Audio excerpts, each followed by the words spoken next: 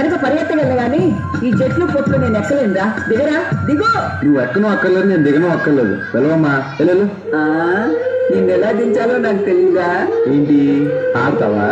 నువ్వు ఆడితే నేను దిగిపోతానా? రాను అన్న.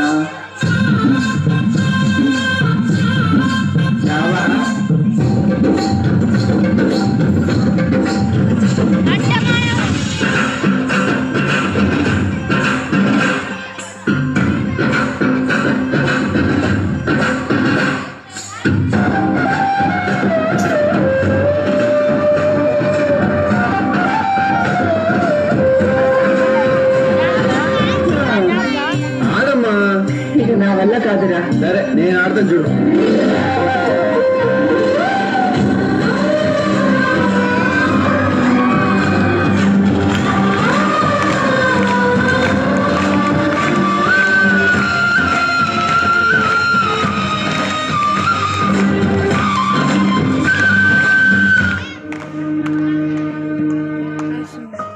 అమ్మా అమ్మా, మా ఫ్రెండ్స్ వాళ్ళ అమ్మను చూడు, ఎంత అందంగా ఉన్నారు. నువ్వు మాత్రం ఇంత చండాలంగా ఉన్నావు.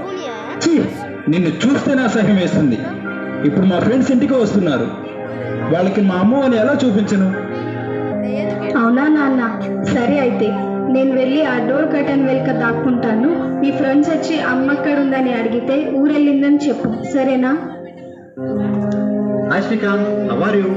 అవును, మీ అమ్మ ఏంటి కనిపించట్లేదు?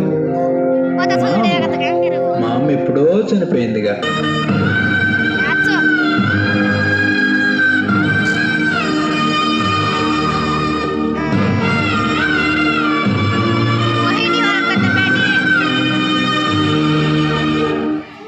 ఇదిగో ఇదే మీ కోళ్ళు, వెళ్ళి కాళ్ళకి దండం పెట్టుకోపో. ఏంటి, ఈ ముసలిదాన్ని కాళ్ళు నేను పట్టుకోవాలా? దీనికి నేను సేవ చేయాలా? ఉంటే ఇంట్లో ఆమెనా ఉండాలి, లేదా నేనైనా ఉండాలి. ఇంట్లో నీ వల్ల నాకు అసలు మనశ్శాంతే లేదు. ఎటన్నా వెళ్ళి చావచ్చుగా.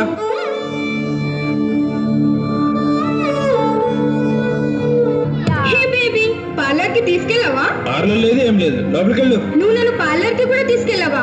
నువ్వు నన్ను సరిగ్గా చూసుకోవట్లేదు. ఇలా అయితే నా వల్ల కాదు. నేను మా ఇంటికి వెళ్ళిపోతున్నా. పోవే. అమ్మా, అమ్మాయి కోసం నిన్ను వదిలేశానమ్మా, నన్ను క్షమించమ్మా. నిన్ను చాలా బాధ పెట్టాను. నా దగ్గరకు వచ్చి అమ్మా, నువ్వు ఉన్నప్పుడు నీ విలువ తెలియలేదు, నువ్వు లేనప్పుడే నీ విలువ తెలుస్తుందమ్మా. నేను బాగా చూసుకుంటాను, నా దగ్గరకు వచ్చేయమ్మా.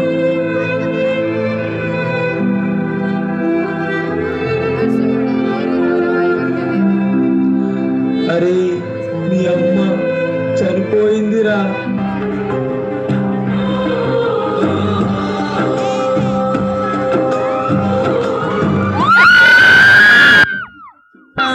అమ్మా నులాగా చూడలేరమ్మా, కోట్ల సంపత్తి అందించినా నువ్విచ్చే ప్రేమే దొరకదమ్మా. సరిపోదమ్మా, నడిచే